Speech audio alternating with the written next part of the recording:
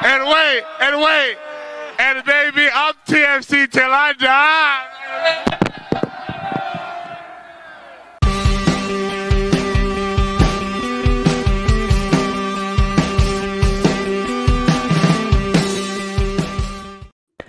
Hello and welcome back to Toronto Till I Die, the Toronto FC fan show. I'm Mike Newell, and we're back like Federico Bernardeschi hitting top bin goals on the weekend.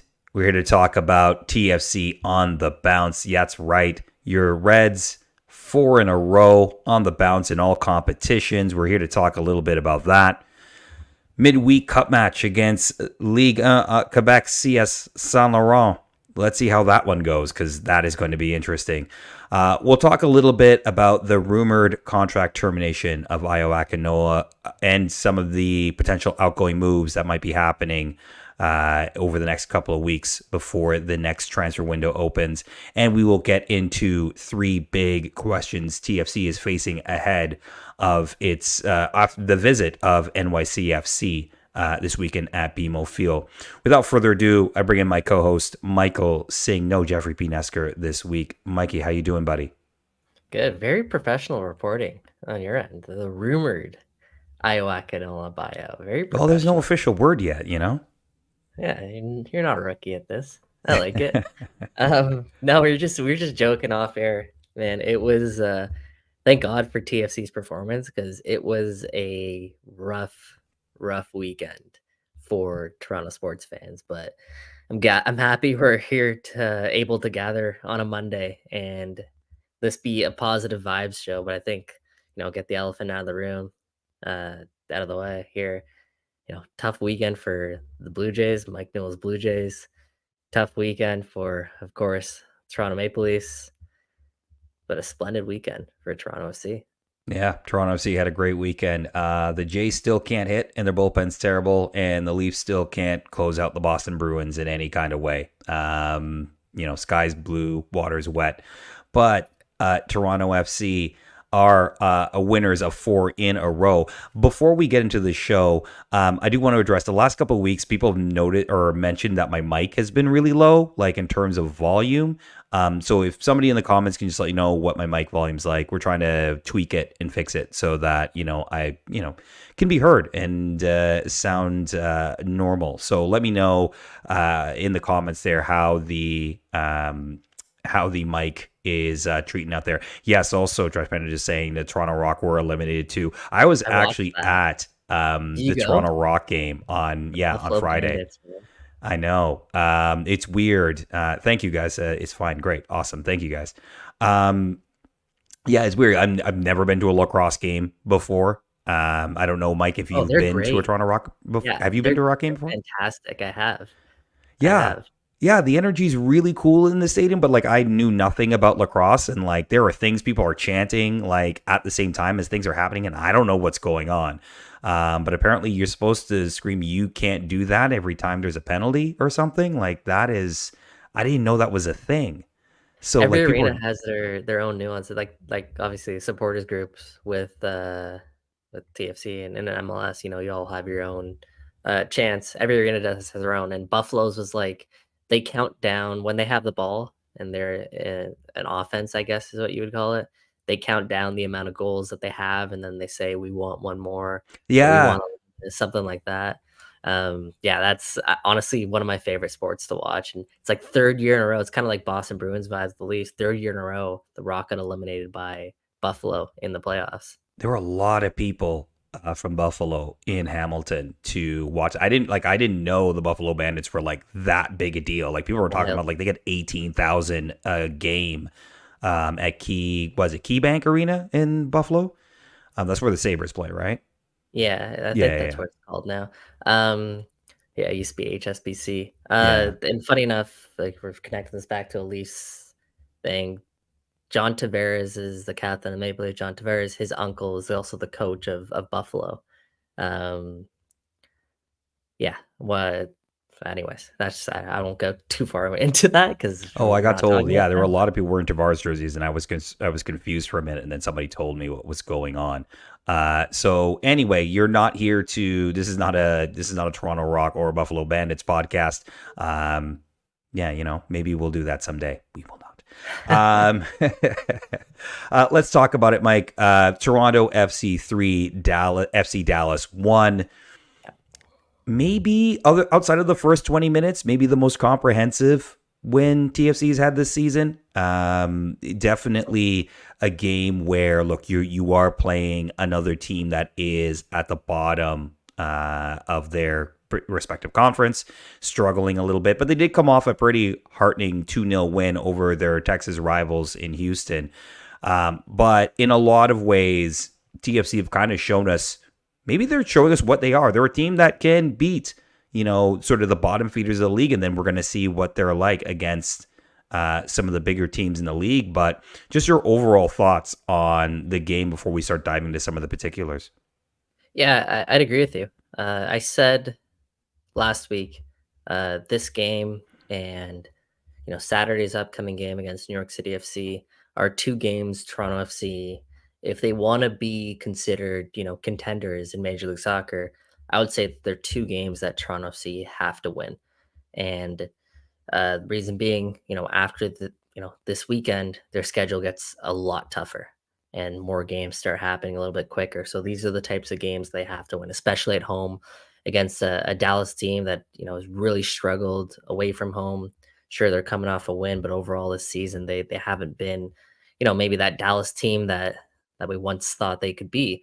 So it was a game that TFC had to take advantage of, and I think they did a really good job imposing their game plan and imposing, I would say, their overall feel of the game. Like, they controlled the tempo on both with and without the ball. And I actually thought that this game was their best performance without the ball in a very long time.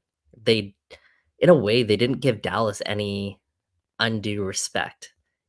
They counterpressed really well. They took away time, space from Dallas, and they won the ball back really quickly whenever they did lose possession. TFC obviously ended up dominating the possession battle in this game, but a big reason of that was because of their work rate without the ball.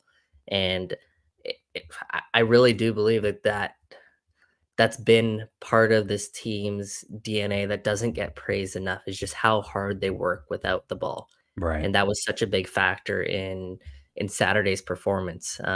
So in essence, they were probably the better team heading into this game, and they acted like it. And I think that's why they got the 3 points.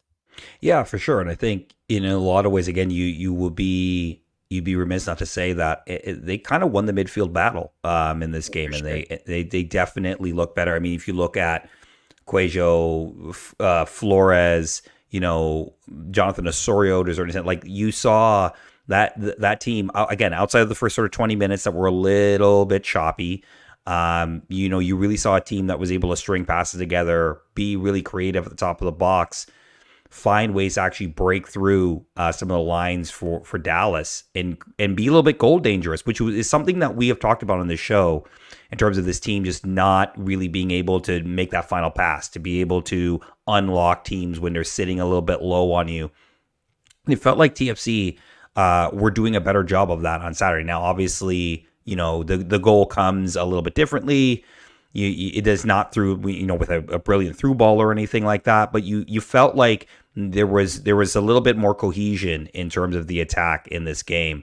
And look, again, like you said, it is another opponent that is maybe not up at the best form right now, but they found a way to really dominate the game and pin FC Dallas in their own half, at least, especially in the first half.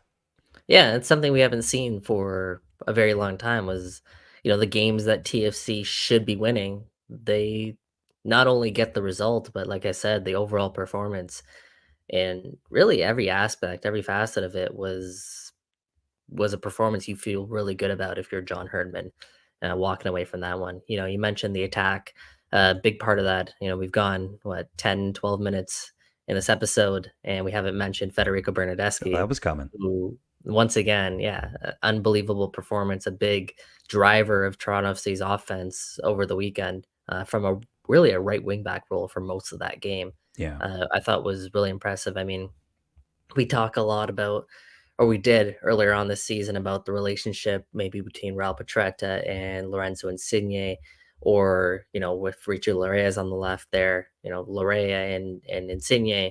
Um, the relationship between Jonathan Osorio and Federico Bernardeschi, I thought Saturday was the best version of that we've seen so far this year. Yeah. They Agreed. really interchange positions. A lot of times you're seeing Ozo drop to, more of a right wing back role to collect the ball, and Bernardeschi pushes higher up the field. You saw, Bernardeschi drift inside at times. It really feels like they're starting to develop more of an understanding, which, obviously helps create more for that team moving forward. Prince Owosu didn't get on the score sheet, but I thought his presence was very much felt throughout that match. A lot of things I talked about last week with Owusu was, just how hard he works without the ball, and I think you saw a lot more of that as well over the weekend. Is a guy who, even though he's not in possession or whatever it is, he's doing all the little things, all the dirty work, I guess you could call it, that you want out of your number 9. And I thought he did a really good job of that. And another guy I got to shout out is Derek Etienne Jr. Mm-hmm. You know, I said last week I think he's going to become redundant on this team. I might walk back a little bit walking back from a bit. those comments, because what he offers in this team is something that they lack, and he makes this team a little bit less predictable to play with. His decision making, like, he thinks the game differently. He's an offensive minded player, and I mentioned last week the lack of offensive minded players that this team has. He adds a little bit of, like I said, something different, and something, like I said, a little bit more unpredictable. When John Herman was building this team, I think from the jump, he implemented a structure, and you need this when you're building a foundation of, what was coming with TFC. You knew where the next pass was going for the most part. It was very much, A to B.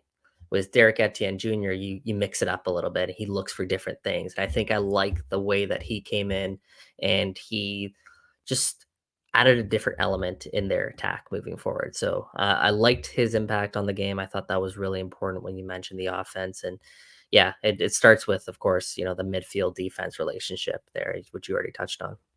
Yeah, and just to go back on Bernardeschi for a second, I think that, having a number 9 in Prince Wosu that the team, like that FC Dallas clearly had a game plan for, and clearly were game planning to try to control, it opens up so much more for this offense, right? When you have a striker that's in form and teams have to worry about, it just gives a little bit more space. It maybe not a like it's a gulf chasm size space, but it just gives those players that can be those different makers, those Jonathan Osorios, those Federico Bernardeschis, those Derek Etienne Jr.'s, a little bit more time to operate and be able to be more attacking minded and be a little bit more forward minded. And look, that's sort of how John Herdman wants his team to play, in these games. And in that, I don't think there's anything particularly wrong with that from a home perspective, but just having that striker makes so much of a difference. And of course, look, it's been talked about a lot. We've talked about it on the show. The redemption arc of Federico Bernardeschi definitely is on. Worked his socks off again in this game. Made several really important sort of trackbacks defensively in this game, which of course everybody's going to talk about the 2 goals, maybe even 3, though I do think he was offside on the first goal. But, that is clearly rubbing off on the team. Like, you can see players like Tyrese Spicer, for example, busting his gut to get back, right? When he's up in the pitch and trying to and put in those challenges when he maybe gets beat, or when other players get beat and he's trying to recover to back them up. That kind of work ethic is starting to rub off on the rest of the team.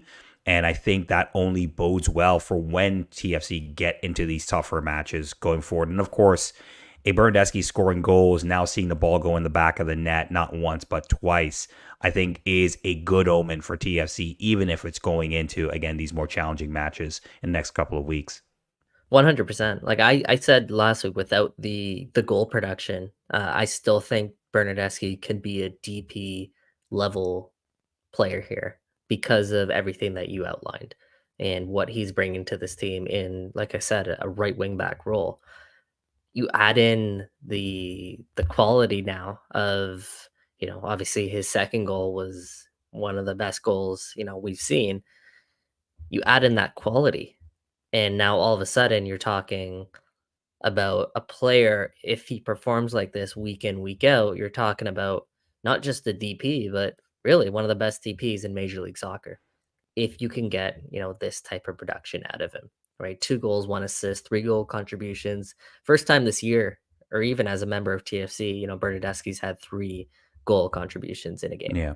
And, that assist that you had to Matty Longstaff, while he missed touches the first chance, slick, right? Great run by Matty Longstaff. Exactly. Those are 2 players that are on the same page. And really, as the season's worn on, you've seen more players get on the same page with this team. So I think that's also worth highlighting there. Yeah, I guess I'll throw it to you. To you. Do you think without Lorenzo Insigne in the lineup, that has been beneficial to Bernardeschi, or do you not think it matters?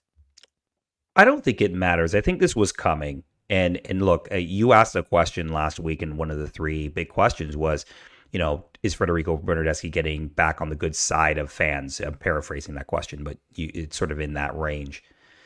And I think that yes, because I think the work rate was there. It's been there all season, and we kind of all knew that the offensive stuff would come, right? Like, it was coming. You could see it coming. You could see, he was getting on that left foot. He was getting shots away. He was just missing, or he's just skewing them wide. And now it feels like it's starting to all round together now, right at the right time, just as Lorenzo Insigne is around the corner of potentially getting back into this team. So your question, does it matter, or was this sort of influenced, quote unquote, with Lorenzo Insigne being out? No, I don't think so. When Lorenzo comes back, it will be interesting, because one of the things that they get accused of sometimes is passing to each other and not passing to anybody else, and sort of bypassing sometimes the midfield. I don't know if that will be so prevalent when he comes back, because Federico Bernardeschi is now kind of on a heater, if you want to use a baseball term. And Lorenzo, will start to feel his way back into the game and back into the team. That will be an interesting thing to see. But I don't think it necessarily precipitates, Federico, this sort of rise in form, because I think that form has been there and it has been coming, with or without Lorenzo in the lineup. And one thing also I just wanted to point out, in terms of, you talked about value as a DP in this league, and whether or not, the offensive production, sort of correlates to that. It's interesting because, look, a lot of people in the last week, especially since Saturday, have kind of said, where's the apologies? Are there apologies for the things that have been said, the slander that has been on Federico Bernardeschi? And look, again, I'm not going to keep retreading the whole thing that we've all said. Like, look, we're not forgetting what happened last year, but at the same time, we can forgive, right? And I think what we're now seeing is the full value of that DP contract, right? Because you're seeing some of the offensive production come back. That's always kind of been there to a certain extent. And now you're seeing this other side of Federico Bernardeschi, this sort of work rate, willing to do some of the hard yards, willing to, track back for teammates. And that has a value as a designated player that I don't know gets tracked very often in MLS, because you don't have a lot of guys that do that in this league as a designated player. I think you kind of mentioned this last week. And I think that's where you're now going to start to see that contract and say, okay, that's actually a almost a DP value contract based on what he's getting paid as a designated player in this league. 100%. Like, if you look at Lorenzo Insigne whenever he comes back, but he's going to be measured by goals and assists. Reason being is, not to take away from his game, but there's not he can't impact the game in the same way I think Bernardeschi can, even if he's not scoring. Right. Bernardeschi brings that element to his game, and yeah, we'll talk about like everything that we see. It's also with Bernardeschi, it's the intangibles as well, right? It's kind of what you touched on with the ripple effect of his team, um, really being a good teammate. It's a very broad term, but it means a lot, I think, for this Toronto FC team and for us to be, here saying that from the outside looking in, it looks like Federico Bernardeschi has been nothing but an exceptional teammate for this group this season. And ugh, everyone seems to be getting along. You know, everybody seems to, like you said, feed off what Federico Bernardeschi is going out there. Like seeing him, like you said, track back in like the 85th minute full sprint. That kind of stuff. People notice that stuff. Teammates notice that stuff. Fans notice that stuff. That kind of stuff goes such a long way in John Herman's saying we got to earn the trust back of the fans. That kind of stuff is what earns the trust back from the fans. Couple that with obviously a screamer, a 2-3 goal performance. And yeah, Federico Bernardeschi's checking every single box that you would want Federico Bernardeschi to check right now if you're Toronto FC. So, yeah, long may it continue. Yeah. Hopefully it does. And, right now it's hard to see a reason why it wouldn't, quite frankly. Yeah, no, 100%. And I think the two biggest sort of oohs or ahs that have been in BMO Field this year have been from the DPs, right? The two goals, obviously Laurie's, winner against New England here, the top bin goal, and then Federico Bernardeschi from the opposite side, doing it on Saturday. So again, sort of getting that value from your designated players. Now, obviously, we'll see when Lorenzo Insigne returns. I think it's pretty soon. I think he was in training all week this week. So that's encouraging news for your Reds. A quick question for you. We're 11 games in now, so we can probably say we're like a third of the way into the season at this point. Mm-hmm. Is this TFC team what it is now? Like, is this the team? Can TFC fans trust what they're seeing right now and say, okay, this is what Toronto FC is going to be in 2024? Or is there, dare we say, a trap door waiting for us? Or is there even a higher ceiling that this team can reach? So there's two ways to look at this. One, there's absolutely a higher ceiling this team can reach, especially when you couple the fact that they've been missing, again, two players who could arguably be their best players on any given day in Richie Laryea and Lorenzo Insigne. Absolutely, you have to say there's a higher ceiling that this team can reach. Prince Owusu's starting to look like a player who could be a playable number 9 for this team, right? If he's continuing his form throughout the rest of the year, you insert Laryea, you insert Insigne back into this lineup. Like you're talking about, a team that absolutely has a higher ceiling. Again, then the other side of that is what I said earlier this show. It's the fact that when you look at Toronto FC's schedule, they've probably had the easiest schedule so far in Major League Soccer, right? But they've done everything they can to set themselves up so that they have some leeway the rest of the way. And, they're building their momentum. They're building that belief. They're building that confidence. They're starting to build a bit of chemistry on the field, the structure. And I think the ideas are very clear on the field. It's very much, plug and play with this team. Raul Petretta goes down 16 minutes into that match. All of a sudden, Sigur Rosted comes off the bench and, TFC don't look like they've missed a step, missed a beat, really. Matty Longstaff checks into the game for, I believe it was Alonso Coelho in like the 60-something minute. Still, TFC, well, little bit of a slightly different element, a little bit more, I would say, maturity and professionalism out of Matty Longstaff, maybe a little bit less of that Spanish silk and possession and ability to dominate the ball. However, again, very much plug and play. There's a lot of, examples of that this season where they've built this foundation, are now building structure, building momentum. You add a little bit more quality into the side, and yeah, it's a very exciting time, I'd say, to be a Toronto FC fan. But um, am I a believer yet that this team is as good as the record shows? Probably not. Are they a third place team in the Eastern Conference? I don't know about that. Are they a playoff team? I believe so. I do. I think they've changed my mind there and definitely moved the needle for me. Yeah, they definitely changed my mind. I will 100% say that. I think I had them 12th. I think this is a playoff team. I think they've shown me enough to prove me wrong and sort of show me wrong.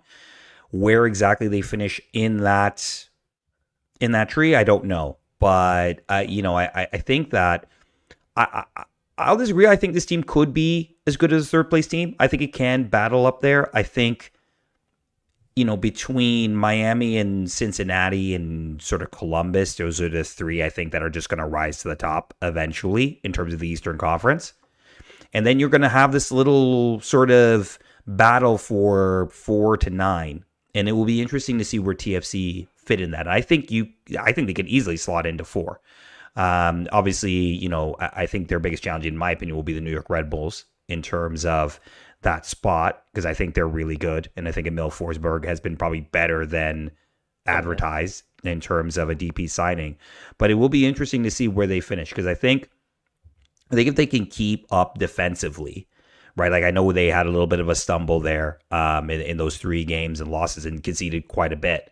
But I don't think that was everything we've seen from them. I don't think that's the real them. I think there were some issues that they've subsequently fixed.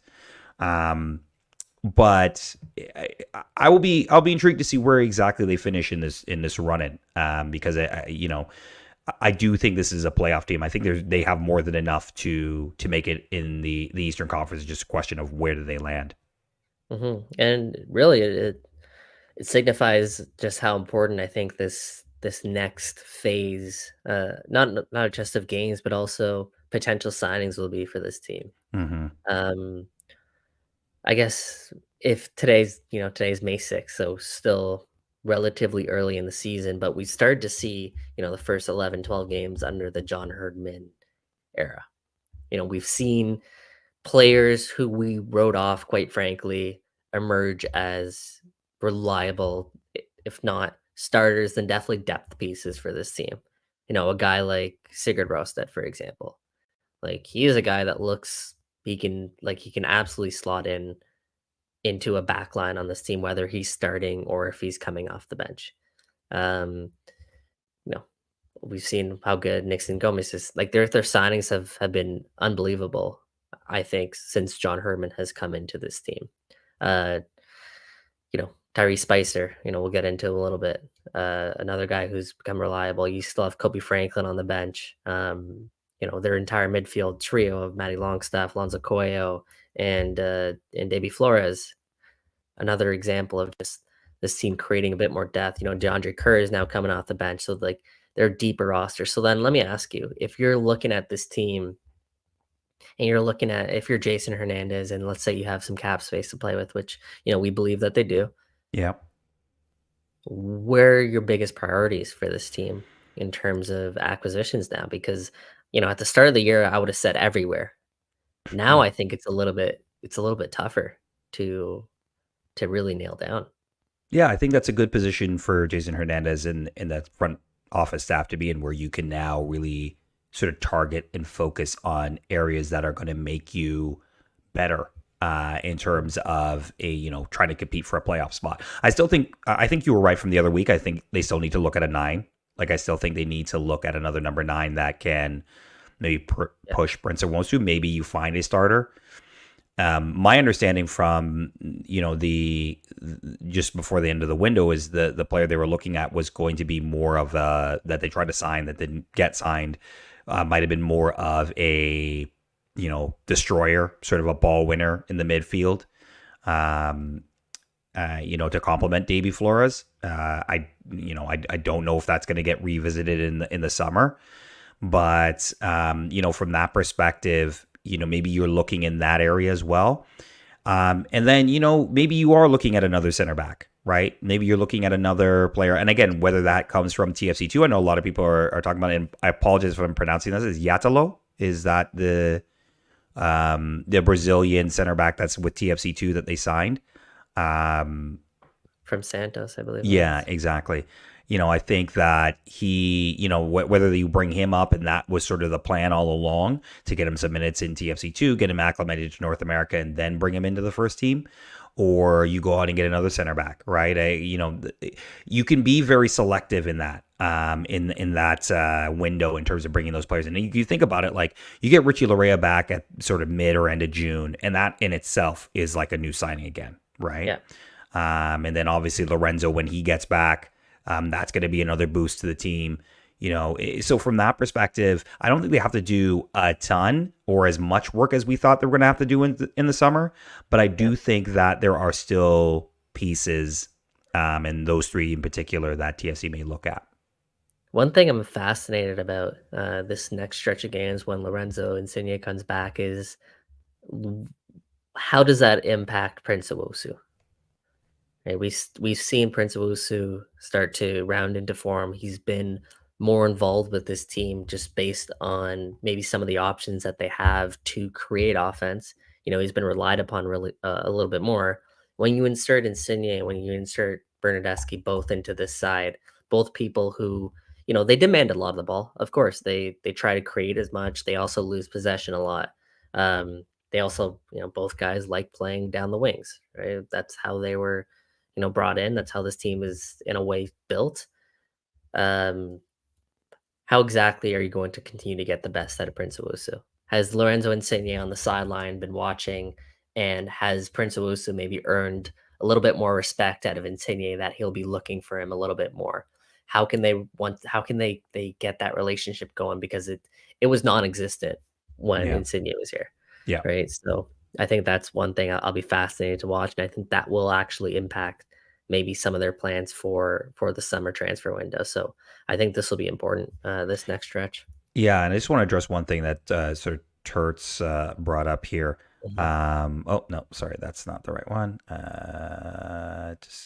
Keith is right. Get a central midfielder. Yeah, that is right.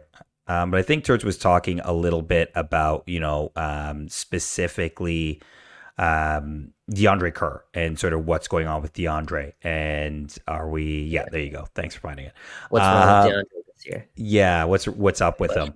And I don't think there's a lot up with him. One, I think he's bulked up quite a bit. Like if you look at him on the field, he's actually put on quite a bit of weight and muscle. Like actually in a good way, not like in the weight in a bad way, but actually he looks a little bit thicker, a little stronger. From that perspective, but also like he just isn't getting a run of games right now. I think the DeAndre we saw last year, towards the end of last year, got a stretch of games where he was just in the lineup and playing every week, right? And in a lot of ways, he might be one of those type of players that needs a consistent run of games to really get himself. And that's not, uncommon for strikers, right? That they need a run of games. They need to get themselves in sort of, not necessarily match fit, but match sharp, if you want to put it that way. And I think that's just where DeAndre is right now, where he's getting sort of bit pieces here and there, because Prince Owusu is frankly just taken over the number 9 shirt and has essentially won the job. So he's going to play the bulk of the minutes. And I feel like DeAndre, for him to be as effective as we saw him at the end of last year, needs those sort of run of games. What do you think, Mike? Yeah, he's had a lot of bad luck throughout his young career, right? This is now his 3rd season, I believe, just off the top of my head with Toronto FC. And man, he's battled a lot of different injuries with this team. Some of it, really unfortunate, out of control, some concussion issues that he's had to deal with. And then, obviously some muscle problems as well. It's very tough for a player to just be so stop and start, I think. And this is true throughout his entire career, and especially, the start of the season as well, right? He started the year by getting injured, comes back, gets injured again. Now he's asked to come back, but then, in the meantime, Prince Owusu picks up his form, and then it's just tough for him to once again earn minutes. Like that's just the reality of where Toronto FC are today. Like it's no longer someone who maybe showed promise last year is going to automatically get, the starting number 9 role, or is automatically going to get minutes, right? Prince Owusu's earned his minutes. He Yep. has. We talked Yep. about it, last week when he scored the winner against Orlando. He's a guy who now, instead of coming off in the 60th minute, he comes off in the 80th minute against Dallas with the game already, essentially out of reach. So um, when he does get his playing time, he's going to have to, make the most out of it. You're right, Mike. He's definitely someone who I believe benefits from having more minutes. However, it's not like this team is in a position where they can just give people minutes for the sake of giving 100%. people minutes. So, Wednesday, I look at Wednesday as an opportunity for potentially DeAndre Kerr to, go out and get some minutes under his belt. Yeah, absolutely. And let's talk about Wednesday in just a moment, but two or three sort of really quick hits. I think Alonso Cuello is sort of redeemed himself a little bit from the mistakes in Charlotte. I Oh, think absolutely. he's had a couple of really nice games, sort of bounce back, and that's a good thing to see from a young player. That bounce back ability after having a little bit of a shocker in Charlotte. You Davy notice Flores. Oh, sorry. Go ahead. Yeah. with Alonso is just Mhm. watching Alonso go head to head with Liam Frazier. Yeah. Um, and Welcome this back, isn't Liam a Frazier. shot By at the way. what's that? Welcome back, Liam Frazier. By the way. Yeah, I thought he had a decent game. Yeah. But watching Alonso compared to Liam Frazier,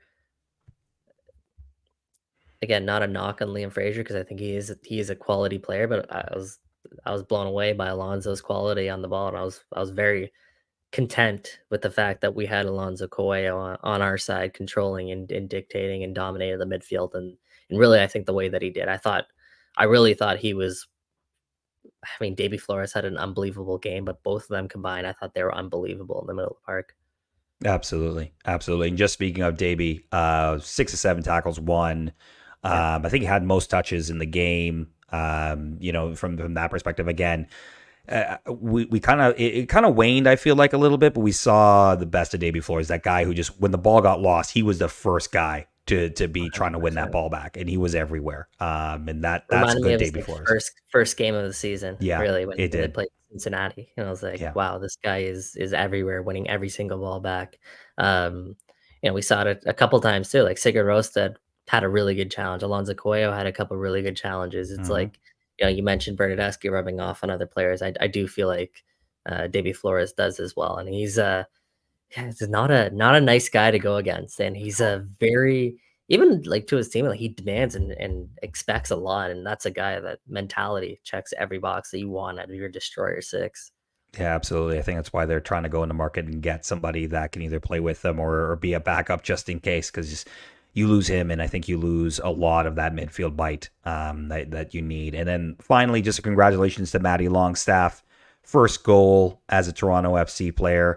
Oddly enough, scores on the same day his brother Sean scores for Newcastle in a, what was it, a 4-0 burn and a Newcastle win? Was there 5?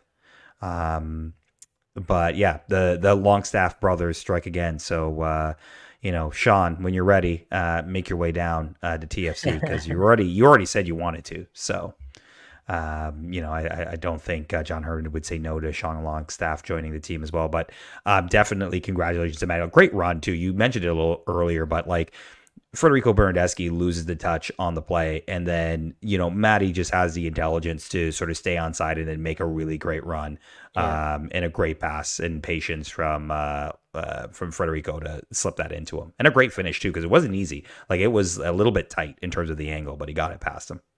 No, 100%. That's what Matty Longstaff really does at his best. He in like true box to box 8.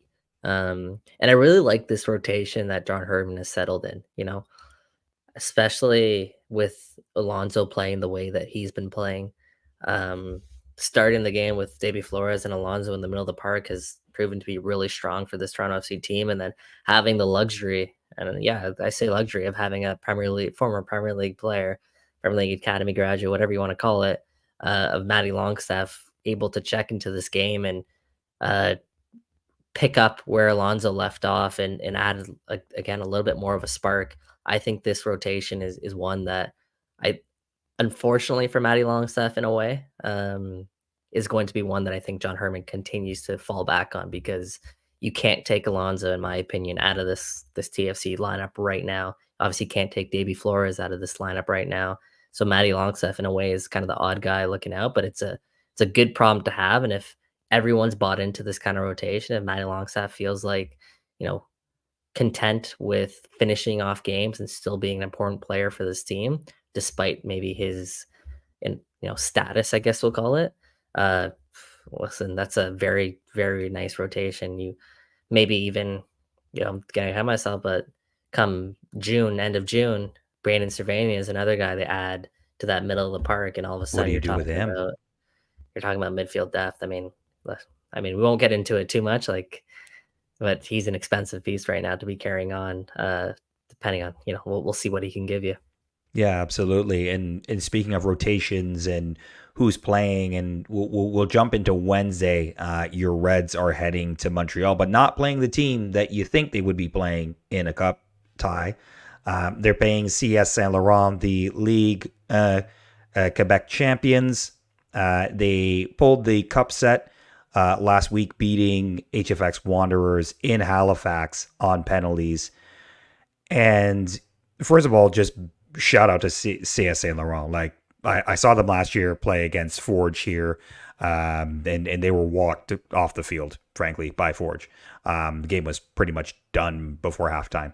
For them to sort of make some of the improvements that they've made, win the league from that perspective, and then go to Halifax and win that game in the way that they did. And truthfully, they probably should have won it in normal time. It probably shouldn't have gone to penalties. Is a testament to them. That said, TFC is going on the road. They are playing in the old Montreal Supra home. And it used to be the Montreal Impact's home for a long time before they built Stade Saputo. But we're looking at a pretty changed squad, I think. I think that's pretty safe to say that we'll probably see a bit of very much a changed squad on Wednesday, no? Yeah, it's cash money time. Yeah. Very much second squad for TFC. And they're going to rotate it as much as they possibly can. It would be my guess for this one, and that's no disrespect to Saint Laurent, but that's and it worked out in every positive way, in my opinion, for Toronto FC, that they can do this, especially with how busy of a schedule they have coming up, and 3 games in the span of a week is not an easy thing. So it's very much a positive thing. Yeah, and very much so. I mean, even from a travel perspective, right? You don't have to go out to Halifax and take a long flight. You're taking an hour flight to Montreal instead. You probably can leave Federico at home. You probably could leave You probably can leave Jonathan Osorio at home. Though he'll probably want to play. Yeah. You could probably leave him home. It'll be interesting. Yeah, it'll be cash money time. DeAndre will probably play. It'd be a good chance to get Matty Longstaff another start. Get him some minutes. I wonder if again you see some more TFC2 players get called into the team and play. We'll probably see Emi Mabika again at the back. Kosi Thompson. Yeah. Okay. Let me ask you this really quickly, and it's not on our run sheet, but I'm really curious about this. Kosi Thompson as center back. This sort of experiment of him being sort of the third center back, usually the right center back. You talked about this earlier in terms of somebody who can better carry the ball forward outside of Shane O'Neill. What are your thoughts on sort of this? I guess it's not an experiment because he's played there every minute since he's been in the team, but he's consistently sort of coming off the bench and playing that role. How do you think he's been doing so far? For what it is, fine. I don't think this is a solution for to make the team better, at any point. Like, this is very much, hey, he's a guy that can play in this position. And we talked about it off the top. Like, Kosi Thompson's best trait right now for this team is obviously his competitiveness, but then his versatility, right? How many different positions he can slot in. He can get pushed out to that wing back role. Obviously, center mid, something he's comfortable playing. And now you add in right center back to his arsenal. It's just like he's not getting picked over other players who are more natural center backs, I guess is the best way I would frame it. And I don't see it as a long-term solution, because I do believe they're going to bulk up their back line and have other options there. But yes, it's nice that he can play that role and look comfortable in doing so, at least to some extent. Yeah, I thought he had moments in the cup game against Simcoe County Rovers, where he looked like a midfielder playing center back sometimes. But I mean, I guess it's kind of a nice sort of thing he can do. In a way, he's becoming sort of that Swiss Army knife, jack of all trades kind of player, where he can play midfield, he can play right back, he can play center back. You can kind of plug him where you need him. And that's not necessarily the worst role to get, especially out of an academy player, right? Like, I think we all in our minds want all of our academy players to be stars and be national team players and things like that. And sometimes it's just great to have an academy player come up and be able to fill multiple roles for a team and be a squad guy. And that's not necessarily a bad thing. No, for sure. Like, he's not a player that's going to, well, he did at times last year, depart to Norway for a little bit. He's not necessarily a player that's going to force a move away. Like, he's not going to be sold by the club to a European team overseas. Like, and that's not a bad thing for Gosi. It's just, he can have a really, really solid Major League Soccer career. And that's really, when you're looking at an academy player, that's one of the best things that I think you can ask for if you're Toronto FC. Someone who can grow into being a very reliable piece for this team, very much plug and play. When everyone gets healthy, when everyone gets back, I think that's when minutes are going to be a bit tougher for Kosi. But this next stretch, you're definitely going to see a lot of Kosi, given the amount of games and given the injuries that this team's dealing with. Yeah, 100%. Just this comment here from Colin sort of sets up my next question or next sort of point here is, does playing another semi-pro team in the second round of this cup give the quote unquote second team the challenge that they kind of need to push them further? Obviously, look, as you said, it kind of works out in terms of TFC and not having to travel as far to Halifax and not having to play a fully pro team. But do you think this is sort of the challenge that they need to kind of see what you really have beyond the starting 11? Probably not. If that's what you're saying, but it's what this team needs. It is what this team needs as a whole. Is it what specific players need to push themselves to develop and to, like I said, get up to that match fitness, that match level that you're gonna see when you get put into games in Major League Soccer? Probably not.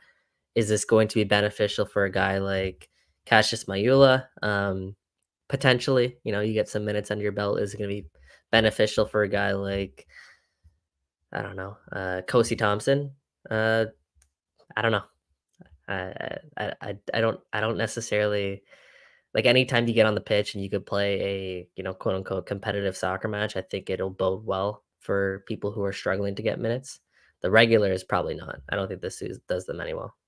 No, for sure. And the call, I don't think anybody's necessarily saying, hey, TFC, well, maybe we are saying it, because my next question is, how many goals should John Herdman aim for this round? Of course, he was saying 7 was the goal in round 1, and that was simply because that was going to be the record win total or goal total for a victor in the cup.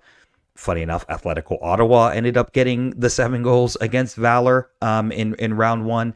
Is he looking for 8? What do you think John Herdman's sort of saying to the guys going into this match in terms of a goal? Or is he even going to say, is he even going to let that slip publicly? It's a 2-leg match, right?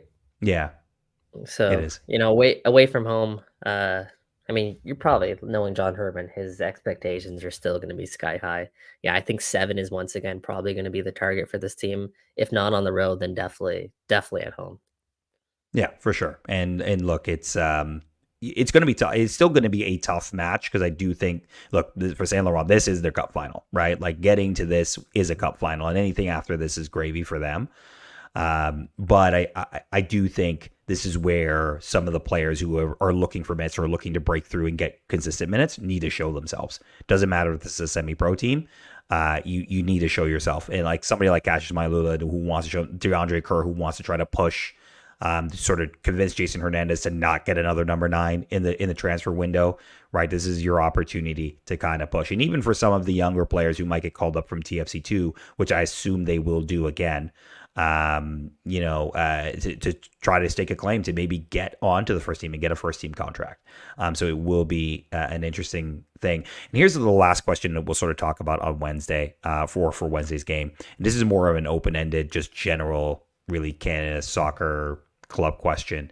It's one that's coming up a little bit more given sort of the cup sets, both from CS Saint Laurent, TSS Rovers pushing Pacific FC to the brink in round one as well. But should the cup open up to more teams to have their quote unquote day out? And what I mean by that is not just the League One winners throughout the country, but even the teams that don't win their league. Just make the cup longer, essentially, by like having them play each other in what you call quote unquote qualifying or preliminary rounds. Absolutely. Yeah. Absolutely, they should. There are a lot of good, teams. I mean, I know League One Ontario, obviously a little bit better than the other leagues, but there are a lot of good teams who don't go on to win the cup.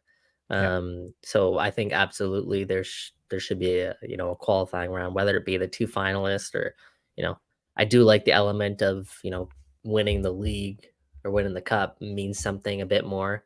You do get that qualification. Yeah, you get into the first round or whatever directly. Right. Yeah, I do like that, but I think there absolutely is room to expand because you never know what can happen. Halifax will tell you it'll tell you that. TSS Rovers also had another close one. Like Valor there happened to are, Valor last year. yeah, exactly. There are instances that we see, the game in this country growing, and I want to get to that point where one day you look at the Canadian Championship and it feels, similar to like the FA Cup, where this is, this one's a little bit of a similar instance. It kind of feels that way a little bit with, the history of Saint Laurent and, where they're playing and Toronto FC having to go now travel to a stadium that obviously isn't up to standard. You see that all the time in the FA Cup. I want to see that a little bit more here in Canada. So yeah, we're getting there. Yeah, absolutely. And to me, I think it should be open to the majority of the teams within the League One system. Obviously that is growing, and people have their opinions about CSB and how they're doing things from that perspective. But I actually think it's one of the things that CSB is kind of getting right. Though I will reserve some judgment for how things are going out in BC. If you know what the story is, then you know what the story is out there. But whether that be, the cup winners go right into a first round or the other teams go through a preliminary and it's, your top, almost like Champions League, right? Like where your top 4, top 5 teams get into the cup and, the champion gets right into the first round and could play a CPL team while the other teams have to battle it to get to that round. Something of that kind of format would be kind of nice. Obviously, somebody out there will know how to set up the brackets much better than I will, but that would be amazing to see in our club game going forward. Okay, just a couple of notes before we sort of wrap up the show here.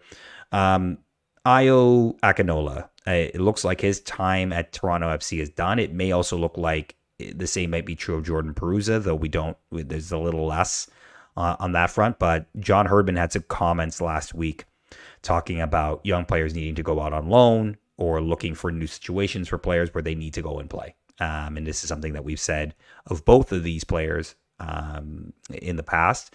But there's reports coming out from Tom Bogert specifically of The Athletic saying that, Toronto FC and Ayo Akinola have come to a mutual agreement to terminate the remainder of his contract with the team. He did post on social media he was at the game Saturday, but it did look like more like he was in the stands, obviously, more as kind of like a fan or a guest of the club. But wanted to get your thoughts, Mike, on Ayo. You've interviewed him before. You've talked to him quite a bit. You know him quite well. Just your thoughts on sort of his tenure at TFC and what could have been in a lot of ways, because I think there was so much hope when he signed for the team back in 2018. Yeah. Well, before he got his ACL injury, this was a guy that was getting serious, top tier European interest. Yeah. And this was what now 3 years ago, 4 years ago, 3 years ago. Yeah. So to see now it's reached a point where he's, still very young. I think 23, 24 off the top of my head. To see it reach a point where now he is in a way unplayable for the club. It's sad, it's a listen, when Ayo Akinola, when he was breaking through, the one thing about Ayo was his pace and his effort and his energy, his ability to get in behinds and connect with pause and uh, you know, the one I thought I'll say that because we're gonna get into it, but ever since COVID and his injury, like he lost that step, right? And he's had to, in order for Io to be effective, he's had to develop other parts of his game that just, quite frankly, didn't develop. Yeah. Right? He's not a guy that you can kind of rely on with his first touch right now. A guy who can hold the ball in an effective way and make the type of runs that he needs to make.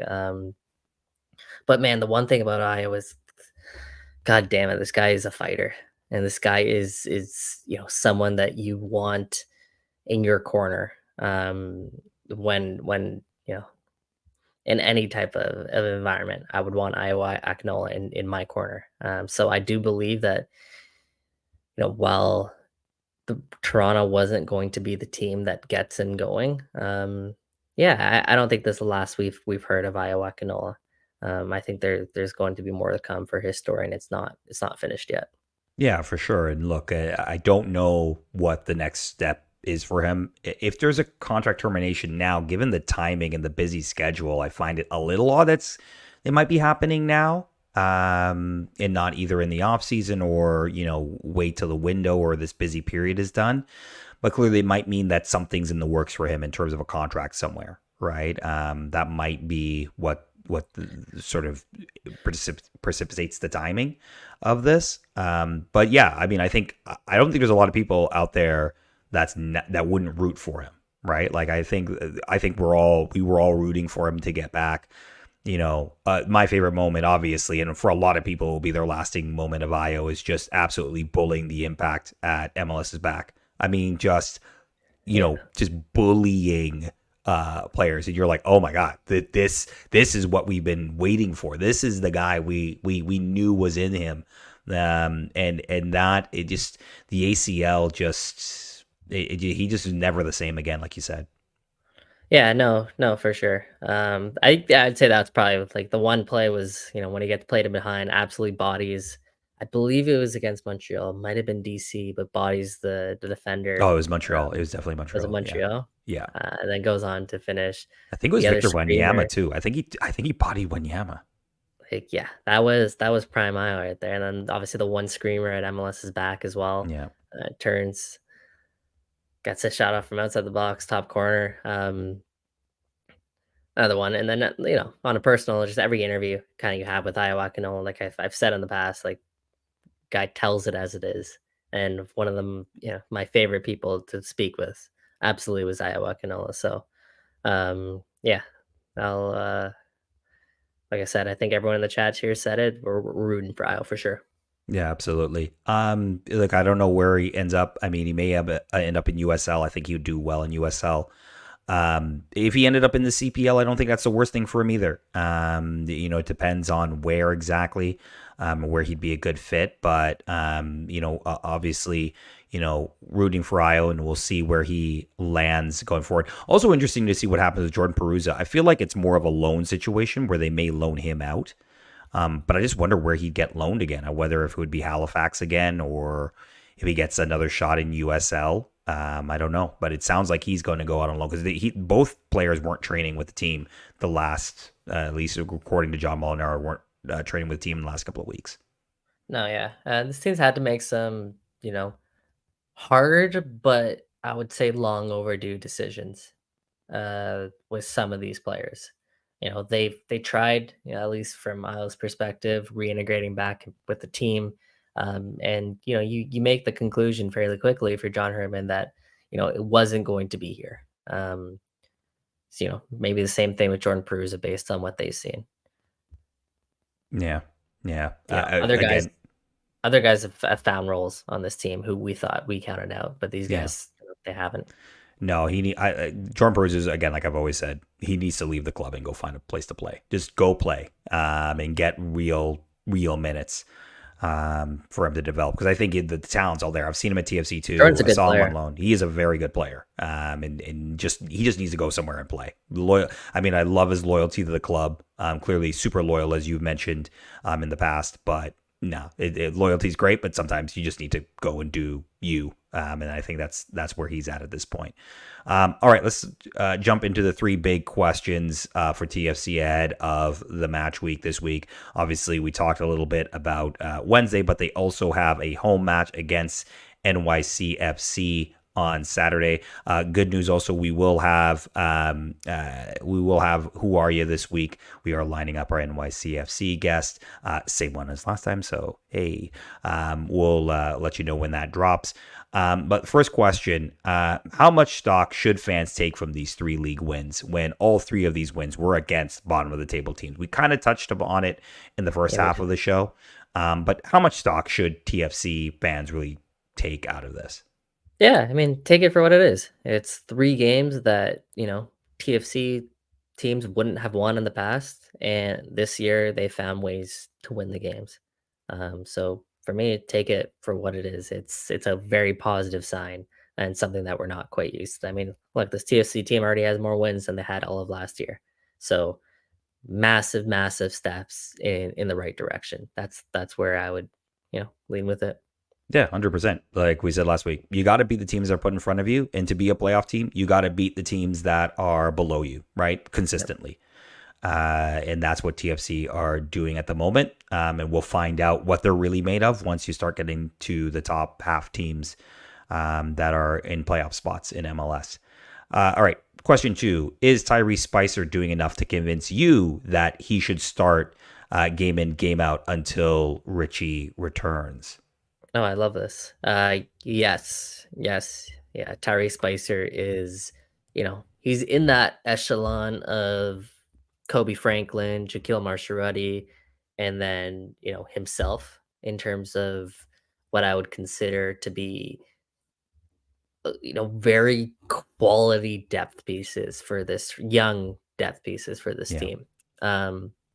But he's the guy right now who's I put him neck and neck with Shaquille in terms of being, and Shaquille's obviously going to be out for about 4 weeks, as you learned with a hamstring Yes. injury. So, Yeah. Absolutely, he's abs- penciled into that 11 every time. I mean, the thing about Terry Spicer is, okay, he's very inexperienced, but he's still a 23-year-old player, and he's got a bit of that physicality to him where you don't lose anything by having Tyrese Spicer in the lineup.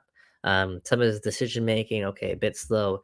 Is he prone to losing the ball a bit cheaply at times? Yeah, absolutely. I think those things are true. But then you have the pace and the physicality to compensate for a lot of that, where a lot of young players don't necessarily have that. So you're always going to have that with Tyrese, and then you add in the quality that he gives you moving forward. Okay, he scored a couple of goals for this team, I think really important goals for this team, which is, enough to keep you in the lineup. But then there's also, on the weekend, and we've seen flashes of it, is his ability to whip in a ball from that left-hand side. You know, that kind of stuff is what excites you about this player. So yeah, absolutely. I love Tyrese Spicer, and I think, as a first overall pick with his pedigree, he's a guy that, even though he might not reach that bar that you're setting night in, night out, he's a guy you have to put in that lineup, even if it's just for the sake of, his development and the floor that he'll give you. Well, I mean, it's just a directness, right? I think he's a Yeah. refreshing piece this team where he's just so direct and he's willing to run at guys and he's willing to, take guys on one. And yes, he's, like you said, he'll lose the ball sometimes. Those are things you expect from a rookie, right? Those are the things that should kind of happen in those moments. But all the things that he's giving you, those intangibles that you talked about, have helped this team win points, like really Yeah. important points. And that's the big thing. Like if he can go on to the pitch as a rookie, even if he is the number 1 draft pick, and be impactful in a way that is actually winning you points and not costing you games, why not? Why should he not start these Yeah. games? And that's why Really, he was drafted, right? yeah, MLS ready. Yeah, exactly. And I mean, how many number one draft picks recently, I will say, have had that kind of impact right away? I mean, they've had impact on their teams, right? But like right away, like this. Yeah, I mean, the first time in a very long time I can remember a 23-year-old going first overall. Yeah. So that's, one factor. It's tough. I mean, you had Frankie Amaya, which But it obviously took him a while to be like impactful. did it? I I think mean, so. he was playing for a really bad team. Red Bull team. Yeah. Yeah, a really Oh, no, bad wait, team. he was in Cincinnati. Yeah, that's right. Because he got dropped by Cincinnati. On Cincinnati, and then Yeah. was dealt to the Red Bulls. So, I mean, that was again like that's 6 years ago we're Yeah. talking about. Who's the Austin guy? Was it Pereira? Yeah. Um, he's a guy who had a decent impact right off the bat. Ben Bender in Charlotte took him a little bit as well. So yeah, Tyrese Spicer is in terms of first overall draft picks, yeah, his trajectory. It's pretty solid right now. Yeah, absolutely. Absolutely. All right. Last question. And this is, again, more of a big picture question, but, Toronto FC right now, 11 games, 19 points. Yeah, like you said, more wins than you had last year at 6. You're sitting third in the conference. Only Cincinnati, the Shield winners, and Inter Miami, who were expected to be where they are ahead of you, and Inter have played one extra game. Are you surprised at how quickly this team has taken to John Herdman and his coaching staff in terms of just buy-in? I think we all thought there would be some buy-in, but I don't know we thought that the buy-in would come this quickly. Are you surprised by that? I don't know about buy-in as what I'm surprised about. I'm absolutely surprised about this team's performance and results and how, buying into John Herdman's system has resulted in being third place 11 games into the MLS season. That's what I'm really surprised about. John Herdman, we know he's a motivator. We know he's a guy that is excellent at getting people to buy in.